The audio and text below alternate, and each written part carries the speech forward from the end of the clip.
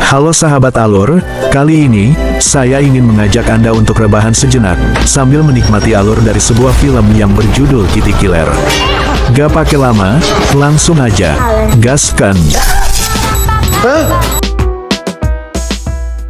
Film dibuka dengan seorang pria yang merupakan seorang guardian agen pembunuh bayaran sedang memberi perintah kepada Kitty atau anak asuhnya yang bernama Dina, untuk merebut sebuah kotak yang berisi batu berharga dari seorang yang bernama Wong.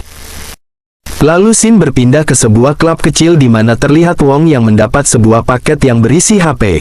Tidak lama kemudian dia pun dihubungi oleh Ken yang dikenal sebagai Grey Fox. Ia diberitahu bahwa sekarang Wong menjadi target buruannya. Tak lama kemudian Wong menyadari bahwa ada seorang wanita muda, yang merupakan utusan Ken si Grey Fox. Lalu dengan gaya santainya Dina menghabisi seluruh pengawal Wong.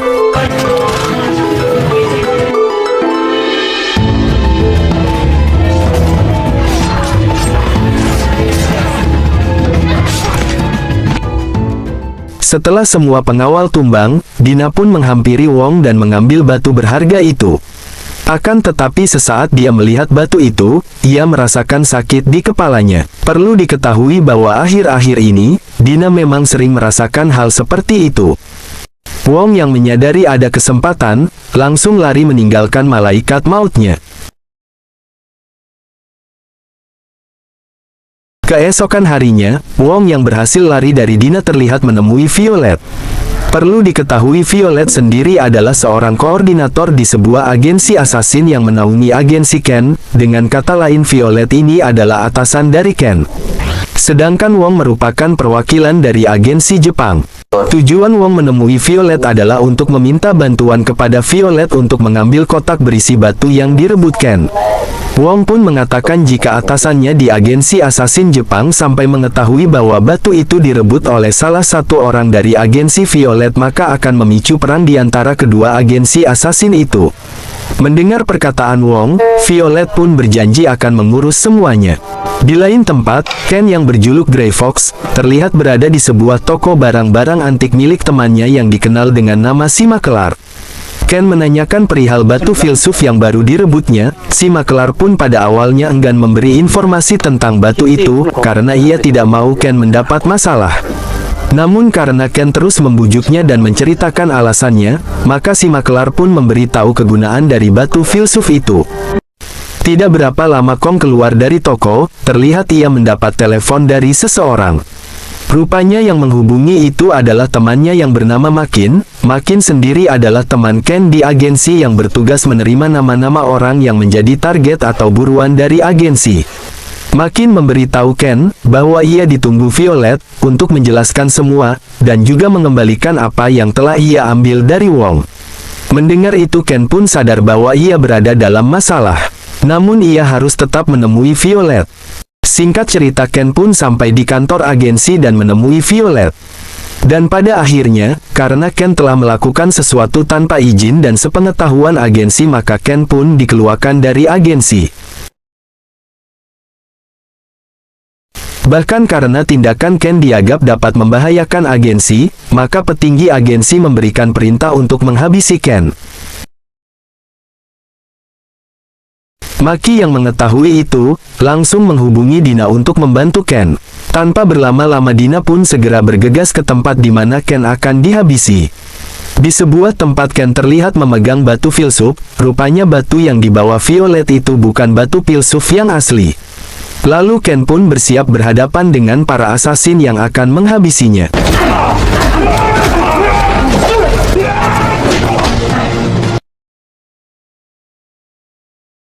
Para asasin dipimpin oleh Nina yang merupakan salah satu asasin terkuat di agensi Violet. Walaupun demikian, Ken yang merupakan sang legenda, tidak gentar sama sekali. Beberapa anak buah Nina dapat ditumbangkannya. Namun saat menghadapi Nina yang kejam, Ken pun tampak tidak dapat mengimbangi.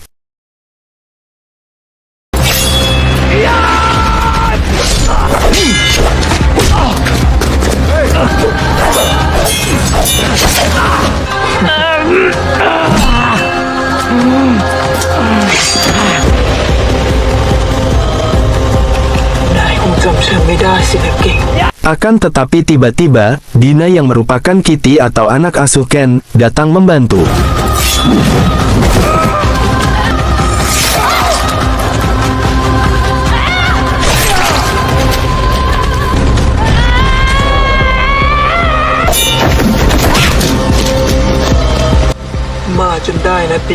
Dengan cepat ia menghabisi beberapa pasukan musuh.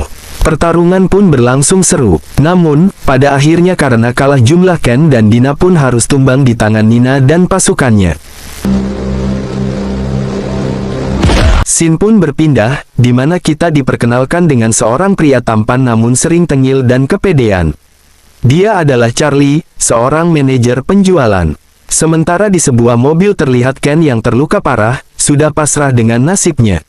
Akan tetapi itu hanyalah triknya saja. Saat Ken hendak dikeluarkan dari mobil untuk dieksekusi, tiba-tiba ia menendangnya sampai keluar.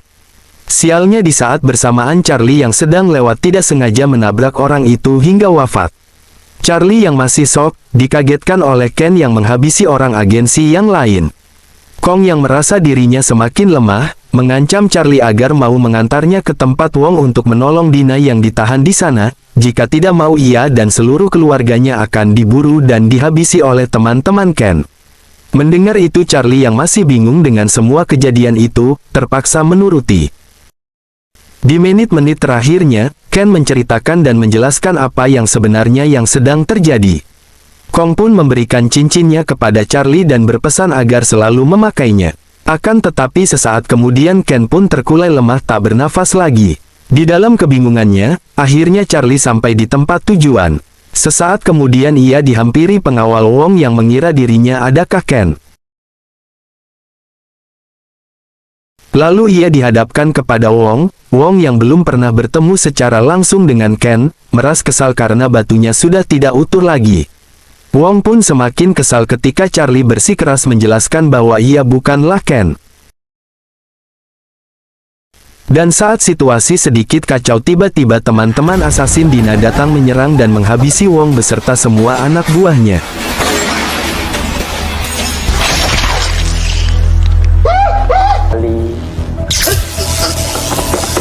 Beberapa waktu kemudian Charlie yang pingsan, terbangun di markas agensi Makin.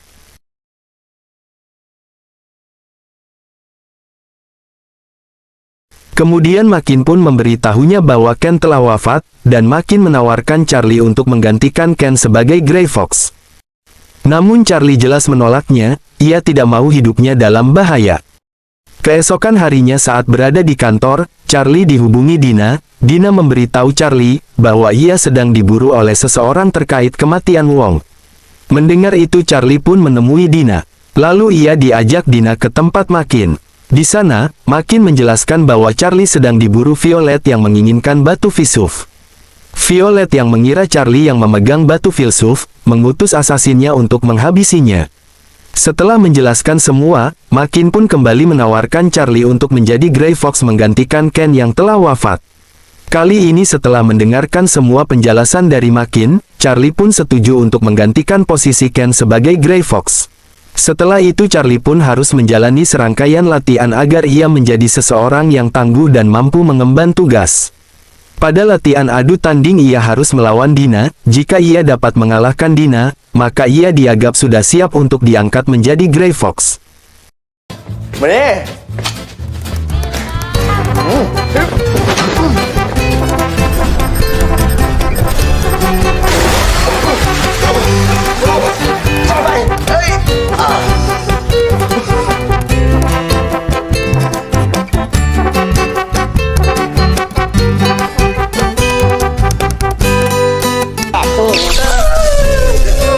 Hay chồng mày quá.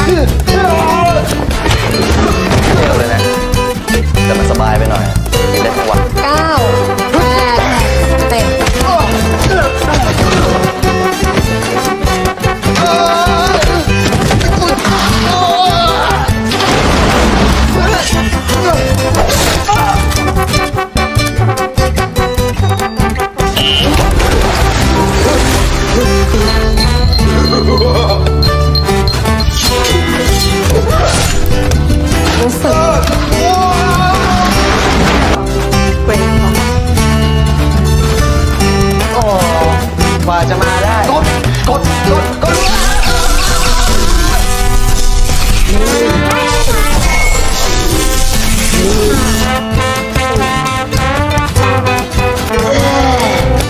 Setelah beberapa hari menjalani latihan demi latihan, akhirnya Charlie dapat mengalahkan Dina dalam latihan adu tanding.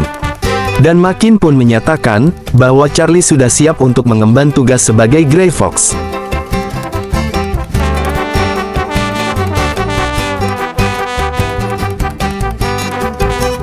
Setelah resmi bergabung dalam tim, Charlie mendapat misi bersama Dina untuk menemui sang makelar guna mencari kebenaran informasi terkait batu filsuf itu. Sementara itu Tina mendapatkan misi baru untuk menghabisi seorang politikus di sebuah resort. Ketika ia datang ke resort itu untuk mempelajari lokasi, tanpa sengaja, ia bertemu dengan teman sekolahnya yang ia sukai.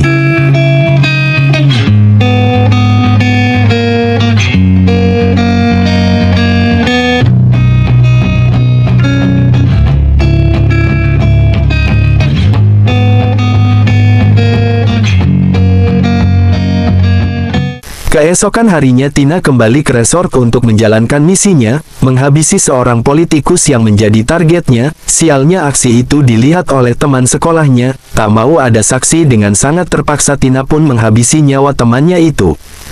Saat perasaannya sedih itu, Tina dihampiri Nina yang mengatakan bahwa Violet ingin menemuinya. Lalu kita dibawa mundur ke masa-masa saat Dina masih kecil, kita pun diperlihatkan saat pertama kali Ken bertemu Dina, dan melatihnya menjadi assassin. เมื่อเธอคิดจะด้วยวิธีการเนี่ย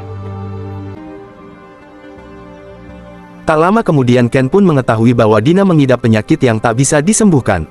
Kenok pun menceritakannya kepada Makin tentang hal itu. Untuk keselamatan Dina, Makin menyarankan agar Ken merahasiakan hal itu dari organisasi. Makin khawatir jika agensi tahu, maka Dina dianggap lemah dan akan disingkirkan. Kemudian Makin membawa Ken ke sebuah tempat dan Makin memberikan Ken selembar gulungan yang berisi catatan kuno tentang sebuah batu filsuf yang dapat menyembuhkan. Dari sini kita tahu bahwa sejak semula Ken mencari batu itu untuk kepentingan Dina.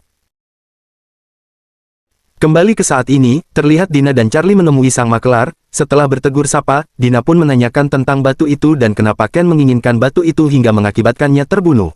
Si makelar pun menjelaskan bahwa Ken melakukan semuanya hanya untuk kepentingan Dina. ตาชีวิตของเขาอยู่แล้วสู้กับร่างกายของเธอ Beberapa saat kemudian, ketika Dina dan Charlie sedang asik makan sambil ngobrol di sebuah warung tenda, tiba-tiba temannya datang memberitahu bahwa mereka ditunggu Tina di tempat latihan untuk membahas rencana balas dendam kepada Nina atas kematian Ken. Mereka pun pergi menemui Tina, namun sesampainya di sana ternyata Tina menjebak mereka. Nina dan anak buahnya datang menyergap mereka, akhirnya perkelahian pun terjadi.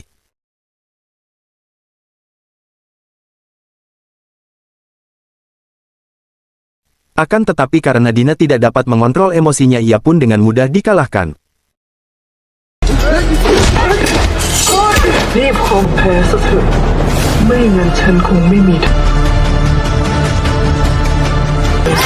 สอนให้คิตตี้ Saat Nina akan menghabisi Dina tiba-tiba, ทุกสิ่ง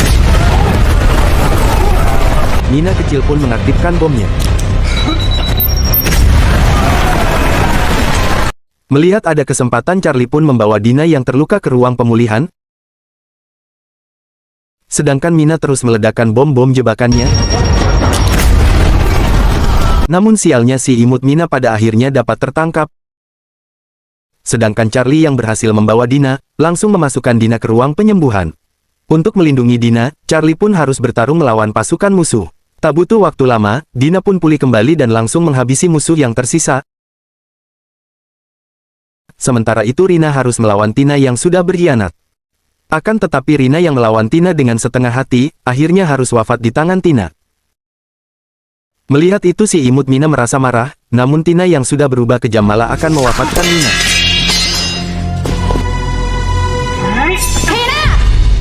Beruntung Dina datang dan pertarungan antara dua sahabat itu pun terjadi.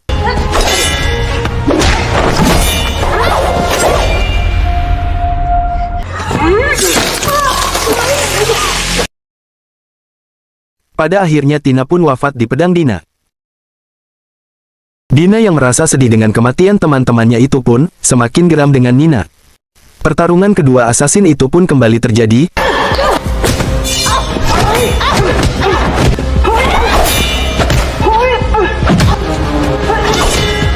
Sampai akhirnya Dina pun terpojok, dan saat Dina akan segera dihabisi tiba-tiba. Dengan gaya tengilnya, Charlie berkata bahwa ia membawa apa yang diinginkan Nina. Dan ia mengaku bahwa dirinya lah Grey Fox baru yang dicari Violet. Pertarungan pun terjadi.